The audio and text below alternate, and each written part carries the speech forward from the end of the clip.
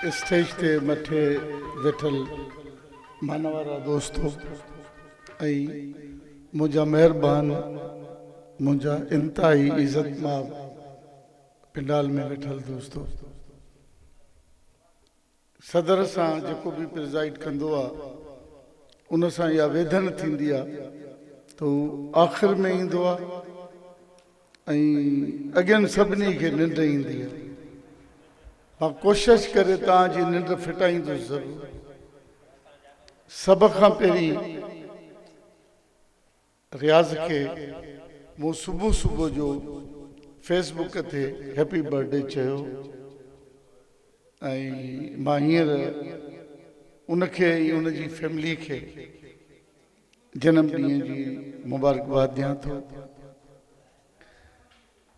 बो जो खुशी जो मौक़ो है वो किताब जो छपजण है किताब फैमिली असांजे घर जो भाती तो थे बार तो थे के दोस्त चयो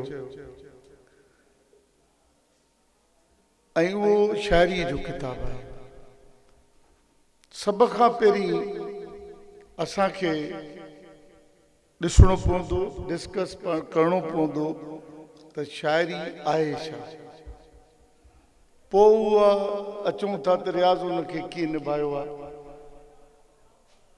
यूनान को शुरू था कयूं एनानीमस जितां शायरी शुरू थींदी मुझे ख्याल में किस्सो वॾो थींदो हेठि था अचूं रोमांस का शुरू था कयूं जिते होमर उडेसी लिखियो अञा किस्सो घणो आहे अञा हेठि था अचूं रेनेसेंस दौर का शुरू था कयूं जिते ओपेरा शुरू थी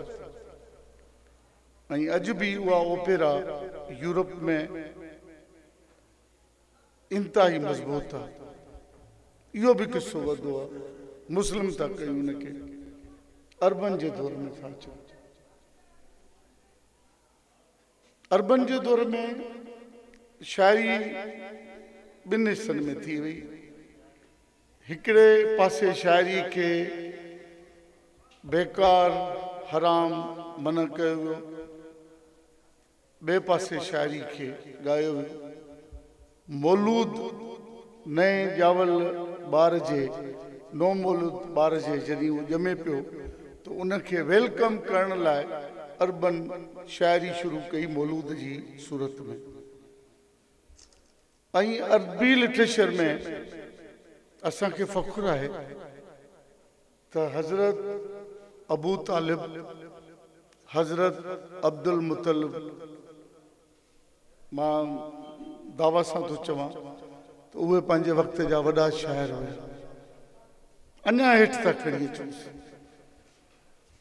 मां जो वक्त तो बचाया रेफरेंस ॾियण ज़रूरी हजरत अली पहिरियों शायर आ जे दीवाने अली लिखियो वो उन वक्त में अरबी में दीवान पहिरियों दीवान हुयो जेको हजरत अली जो हुयो दीवाने अली अञा अचूं था उमरुल कैस ताईं पहुंचूं था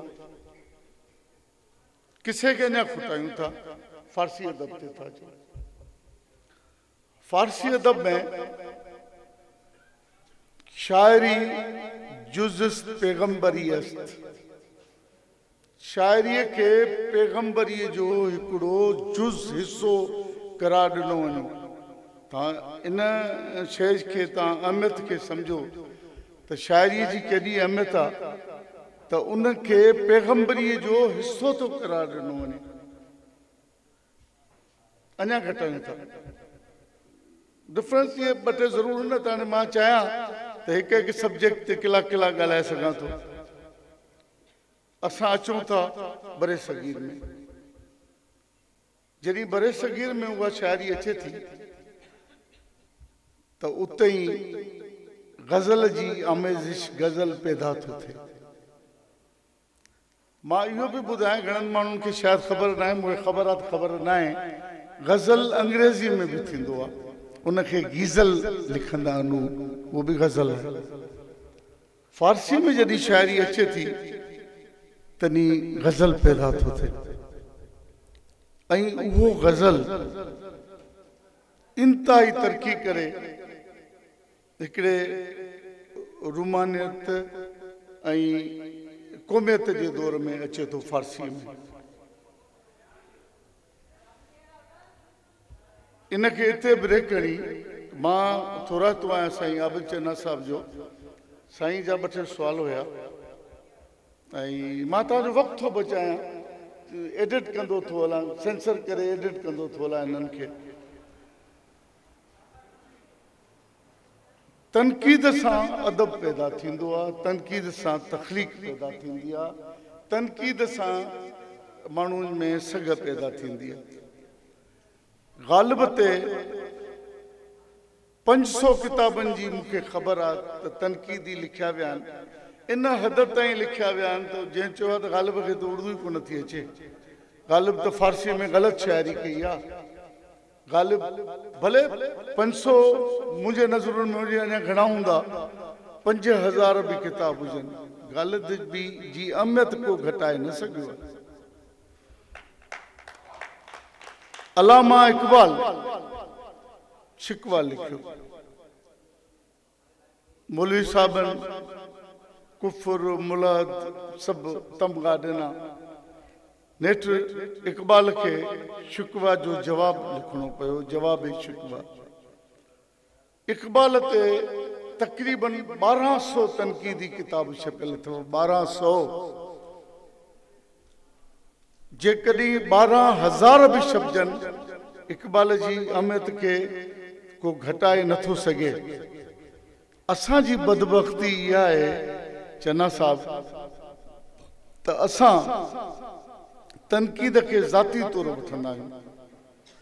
तनक़ीद माण्हूअ जो इल्मु ॿुधाए थी, माण्हू जो मुतालो ॿुधाए थी, ऐं तनक़ीद में रेफरेंस हुजणु घुरिजे। तव्हां हिकिड़ी ॻाल्हि कई हाइके जी। हाइको जापानी सिन्फ़ आहे जंहिंजो मुक़रर मात्राऊं आहिनि। टेड़ू इन जे करे छॾियोसीं त सिंधी शाइरी जो मिज़ाज कुझु ॿियो हुयो, एब्रप्ट शाइरी इनखे चइबो आहे अंग्रेज़ीअ में। उन जे करे चयोसीं त हाणे इन्हनि मख़सूस 7-5 मात्राउनि खां निकिरी करे हाणे थोरो वधायूं था, मात्राउनि जी आज़ादी था ॾियूं, उन जे करे उहो टेड़ू थियो। टेड़ू हाइके जो नेमुल बदल कोन्हे। हाइके जी कंटिन्यूटी तव्हां चई सघो था। ही तव्हां इल्मी ॻाल्हियूं कयूं, मुंहिंजी ज़िमेदारी थी थिए, मुंहिंजी ड्यूटी थी थिए त तव्हांजी ॻाल्हियुनि जो इल्मी तौर जवाबु ॾिजे। ऐं तव्हां जूं इलाही अहम ॻाल्हियूं आहिनि ऐं मां उन्हनि खे मञा थो। ग़ज़ल जे हवाले सां जेको तव्हां बहस कयो आहे, इन में इलाही घणो ग़ज़ल जा मख़सूस बहर आहिनि। रियाज़ खे बहर जी ख़बर कोन्हे, मां इहो तस्लीम थो कयां, पर केतिरनि असांजे शाइरनि खे बहर जी ख़बर कोन अथव। उहे ग़ज़ल आहिनि ऐं ग़ज़ल हले थो। इहे एकेडमिक सेशन्स आहिनि जेके हिन ज़ालिम वक़्त में 12:30 बजे तव्हां मूंखां ॻाल्हायो था त इहे वक़्तु कोन्हे। तव्हां को सेमिनार रखो, को लेक्चर रखो, तव्हांखे ॿुधाईंदासीं, तव्हांखे ओपन इजाज़त ॾींदासीं। जंहिंखे जेको सुवाल पुछिणो आहे, जंहिं वटि जेको कोथरीअ में आहे उहो अचे डिस्कस करे। हमेशह तख़लीक़ में तनक़ीद हुजणु घुरिजे। अदबी संगत जो इहो कमाल आहे त सदर साहब जे सॼे पासे खां बिस्मिल्लाह थींदा आहिनि, पोइ पटका बि लहंदा आहिनि, पोइ सभु शयूं थींदियूं आहिनि, पर जेका शइ उते पढ़बी आहे जॾहिं उहा आख़िर में ईंदी आहे त उहा निखरी वेंदी आहे। ऐं हींअर जेको जदीद अदब आहे, इन में सिंधी अदबी संगत जो तमामु वॾो हिसो आहे। असां हिन वक़्तु ताईं गीतांजलि, तव्हां टैगोर जो ॾिसो, कोड़ो सुठो किताबु कोन्हे, नोबल इनाम मिली वियो। नज़रुल इस्लाम रहिजी वियो। दुनिया जा जेके बि नोबल इनाम मिलिया आहिनि, उहो तव्हां ॾिसंदो उहो इन जे करे मिलिया आहिनि त उन्हनि ते तनक़ीद थी आहे, रजिस्ट्रेशन थी आहे, माण्हुनि जा तमामु घणा ख़्याल आया आहिनि कॉमेडी सम्झो थी त को वॾो किताबु आहे, वॾी ॻाल्हि आहे जो एॾा हिन ते तनक़ीदी किताब थिया इन ते नोबेल प्राइज़ मिलिया। ये बदबख्ती असांजी, असां शेख अयाज़ सिंधी शायरी में तमामु वॾो कमु कयो आहे, पर शेख अयाज़ साहब ते असां न तनक़ीद कईसीं, न उन जो अंग्रेज़ी में तर्जुमो कयोसीं, इन जे करे उहो इनाम उनखे न मिलियो। अञा बि सिंधी अदब जेको लिखिजे थो, असांजा जेके नौजवान लिखनि था उहे नोबेल प्राइज़ जा मूं सभु किताब पढ़िया आहिनि, उन्हनि खां घटि न आहे। मुख़्तसिर कंदे रियाज़ ते था अचूं त हीउ जेको रियाज़ जो किताबु आहे, जेकॾहिं इनखे तव्हां पंहिंजा चाकू ऐं छुरियूं खीसे में रखो ऐं मोहबत सां पढ़ो त पंहिंजे वक़्त में हिन दौर में तमामु ख़ूबसूरत शाइरी आहे। माण्हू शाइर अखरनि सां ऐं लफ़्ज़नि सां शाइरी कंदा आहिनि। तव्हां यकीन ॼाणो, मां वसूख सां थो चवां त रियाज़ दिलि सां शाइरी कई ऐं दिलि सां सिर्फ़ु दुआ घुरबी आहे जेका क़बूल थींदी आहे। मां मज़हब जे पासे ते नथो वञा, मां चाहियां थो त तव्हांखे थोरो थोरो टच थींदो हलां। ऐं मूं किताबु जॾहिं मूंखे रियाज़ ॾिनो ऐं मूं पढ़ियो, बला जी मूसीक़त आहे। तव्हां किताब जे हिकु हिकु ग़ज़ल खे, शेर खे, काफ़ियूं बि लिखियूं अथई, उनखे तव्हां पढ़ंदो त उन में एॾी ख़ूबसूरत तरन्नुम आहे। ऐं असांजे हिकिड़े दोस्त उनजा इहे ग़ज़ल बि पेश कया तरन्नुम में, ऐं ख़ासि अली साहब अञा 4 चंड लॻाया। शाइरी ईअं ई थींदी आहे। अलहमदुल्ला मां मुस्लमान आहियां। तव्हां चओ त हाइको खे, हाणे हिनखे मज़हब तरफ़ मां वठी नथो वञा, पर तव्हां सूरतुल कौसर पढ़ो,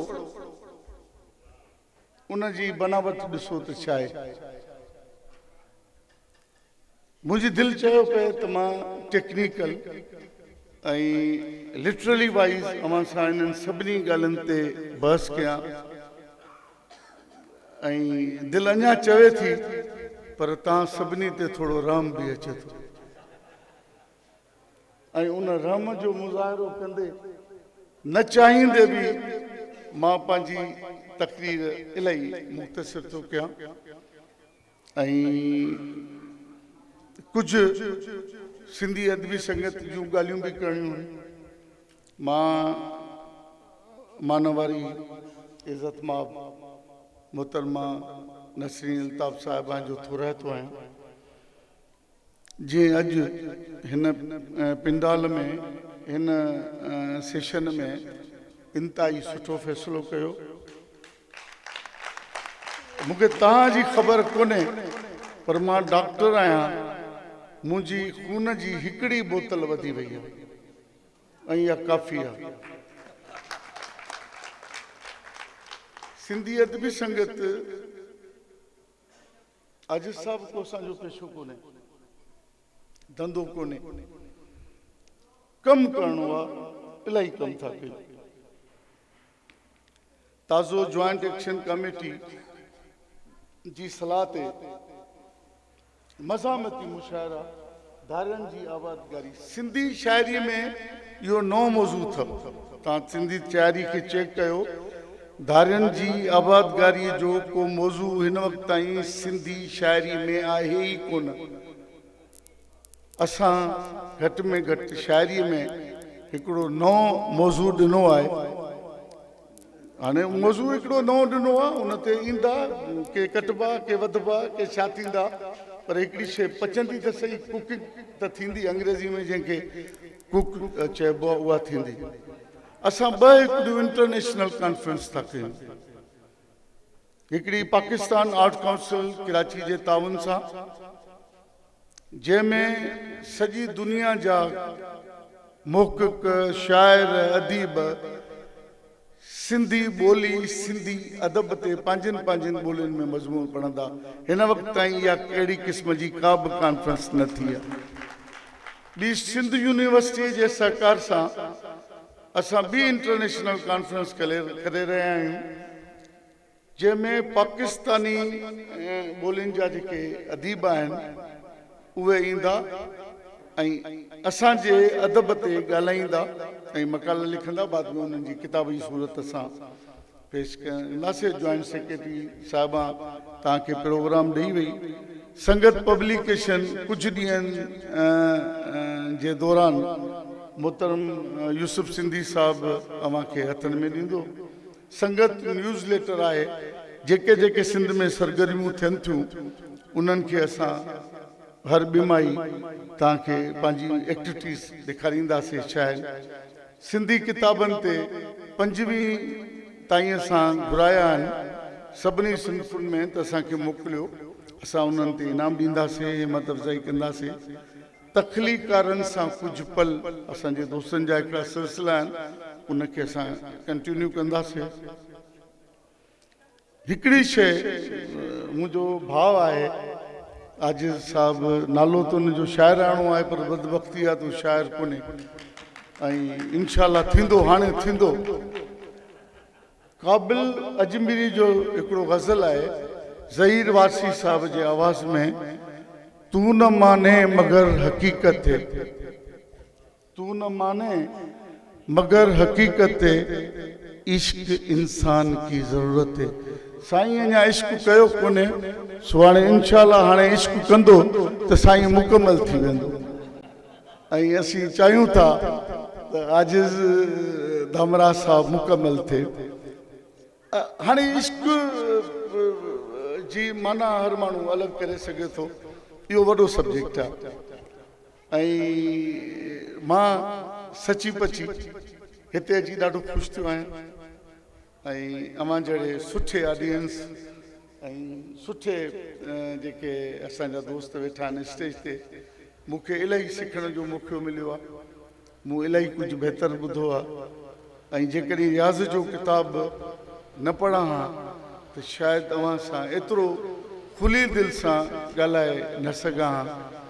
मां ॿीहर रियाज़ खे मुबारकबाद थो ॾियां, ऐं हुन त इश्क न कयो आहे पंहिंजो आजिज़ धामराय साहिबु, पर मुंहिंजो रज़ादारी सां इश्क आहे, इन जो मां इक़रार कयां। Thank U very much.